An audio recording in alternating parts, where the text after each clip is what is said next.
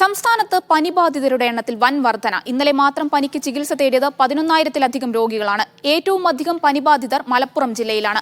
5 ദിവസത്തിനു ശേഷമാണ് ആരോഗ്യവകുപ്പ് വെബ്സൈറ്റിൽ രോഗികളുടെ കണക്ക് പ്രസിദ്ധീകരിച്ചത്.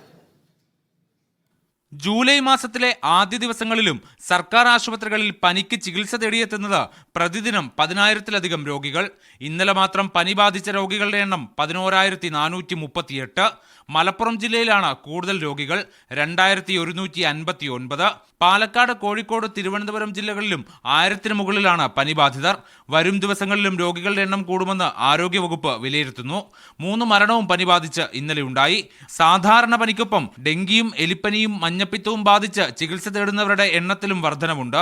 ഡെങ്കി ലക്ഷണങ്ങളോടെ 330 പേർ ചികിത്സ തേടിയപ്പോൾ 109 പേർക്ക് സ്ഥിരീകരിച്ചു. ഈ മാസം ഡെങ്കി കേസുകളുടെ വ്യാപനം കൂടുമെന്ന് ആരോഗ്യവകുപ്പ് നേരത്തെ മുന്നറിയിപ്പ് നൽകിയിട്ടുണ്ട്. ആരോഗ്യവകുപ്പിനെതിരെ വലിയ വിമർശനം ഉയർന്ന സാഹചര്യത്തിൽ കഴിഞ്ഞ 5 ദിവസമായി രോഗികളുടെ കണക്ക് സംബന്ധിച്ചുള്ള വിവരം വെബ്സൈറ്റിൽ പ്രസിദ്ധീകരിച്ചിരുന്നില്ല. ഇന്ന് രാവിലെയാണ് 30-ാം തീയതിക്ക് ശേഷമുള്ള രോഗികളുടെ കണക്ക് സംബന്ധിച്ചുള്ള വിവരം വെബ്സൈറ്റിൽ നൽകിയത്. മീഡിയ 1 തിരുവനന്തപുരം.